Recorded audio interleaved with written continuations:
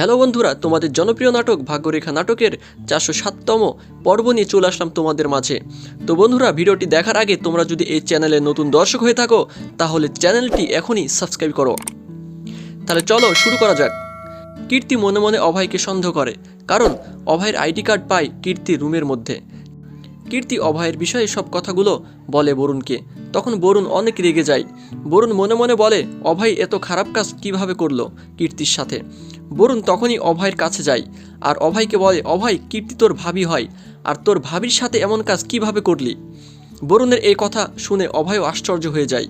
অভয় বলে, বরুণ, তুমি এসব কি বলছো? আমি কেন কীর্তি ভাবির ক্ষতি করতে যাব? অভয় এই কথাগুলো বলতেই বরুণ অভয়কে একটা চড় মারে, আর তাদের মধ্যে শুরু হয় তুমুল ঝামেলা। বরুণ অভয়কে মারে আর অভয় বরুণকে মারে। অন্যদিকে কীর্তি শ্রদ্ধাকে তার রুমে ডাকে। কীর্তি শ্রদ্ধাকে অভয়ের আইডি কার্ডের ব্যাপারে সব কিছু বলে। তখন শ্রদ্ধা কীর্তির কথাগুলো বিশ্বাস করতেই চায় না। শ্রদ্ধা বলে, আমি জানি অভয় এই কাজ কোনোদিনই করতে পারে না। কীর্তি ও শ্রদ্ধার মধ্যে শুরু হয় ভুল বোঝাবুঝি। কীর্তি ও শ্রদ্ধার মধ্যে ঝামেলা শুরু হয়। তখন শ্রদ্ধা সেখান থেকে চলে যায়। ওইদিকে বরুণ ও অভয়ের মারামারি দেখে ত্রিপাঠী পরিবারের সবাই সেখানে আসে আর জিজ্ঞাসা করে তাদের কি হয়েছে।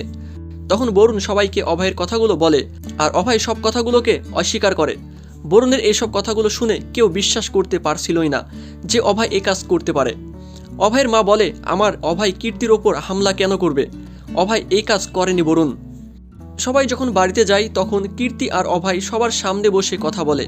কীর্তি অভয়কে বলে, অভয়, তুমি কেন আমার উপর আক্রমণ করেছিলে? তখন অভয় বলে, বিশ্বাস করো কীর্তি ভাবি, আমি তোমার রুমে যাইনি। তখন কীর্তি বলে, তাহলে তুমি সেই দিন রাতে কোথায় ছিলে? অতঃপর অভয় বলে, আমি সেই দিন রাতে হাওয়া খেতে বাইরে গিয়েছিলাম। অভয়ের এ কথা শুনে কীর্তি আরও রেগে যায়। তখন শ্রদ্ধা বলে, অভয় আমার রুমে ছিল। তখনও কীর্তি শ্রদ্ধার কথাও বিশ্বাস করে না। তখন রোশনি বলে, অভয় আমার সাথে আমার রুমে ছিল। এইসব কথা বলার পরে কীর্তি অভয়কে ছেড়ে দেয় এবং রোশনির এই কথাগুলোর জন্য অভয় রোশনিকে আরও ভালোবাসতে শুরু করে। তাহলে কি রোশনিকে বিয়ে করবে অভয়? সেটা তোমাদের জানাবো আগামী 408তম এপিসোডে।